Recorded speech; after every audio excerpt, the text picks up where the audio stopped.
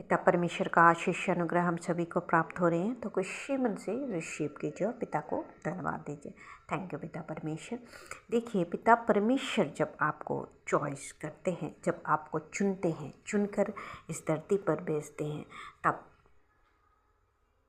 आपको एक समय पर ईश्वर बताएगा कि आपको ये कामों के लिए चुना है, ये काम आपको करना है। छोटे से ही आपको कुछ न कुछ तरीक़ा से ईश्वर सिग्नल देते रहेगा, तो उस चीज़ को आपको समझना है। समझ के उस जो ईश्वर ने आपको दिखाए हैं उस पे काम करने का कोशिश आपको करना है। इसीलिए ईश्वर से जुड़ के रहना पड़ता है। ईश्वर से जितने आप जुड़ेंगे उतने जल्दी ही आपको समझ में आएगा आपको क्या करना है, और उस पे थोड़े से काम करने पर आप उसी काम में सक्सेस हो जाएंगे।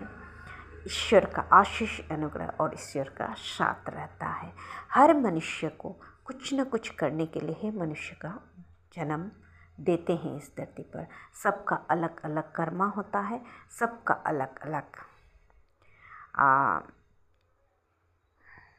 तरीक़ा से आपको इधर अवेकन करा जाएगा। तो देखिए, मनुष्य का जीवन प्राप्त करने के लिए बहुत कितनी पीढ़ियों को पार करना पड़ता है, उसके बाद मनुष्य का जीवन मिलता है। जब भी मनुष्य का जीवन आपको देकर जन्म दिए हैं इस धरती पर, तो समय बिल्कुल भी नुकसान ना करे। ईश्वर से जुड़ने का कोशिश कीजिए। हर मनुष्य को मैं बोल रही हूँ, ईश्वर से जुड़िए। आप लोगों का कुछ न कुछ काम तो है इस दुनिया में, आपको करना है, उस पर आगे बढ़िए। अपना जो इस पृथ्वी पर सर्वाइव करने के लिए जो आप काम कर रहे हैं ना, उसको साथ में लेते हुए ईश्वर का काम जो है, जो ईश्वर ने आपको बताए हैं करने के लिए, उसको भी साथ लेके जाइए। देखिए, आपको अपना जो कार्मिक वजह से उसको भी कंप्लीट पूरा करना है, और जिस काम के लिए आपको चुना है या जिस काम के लिए आपको करने के लिए ईश्वर यहाँ भेजे हैं धरती पर, उसको भी आपको कंप्लीट करना है।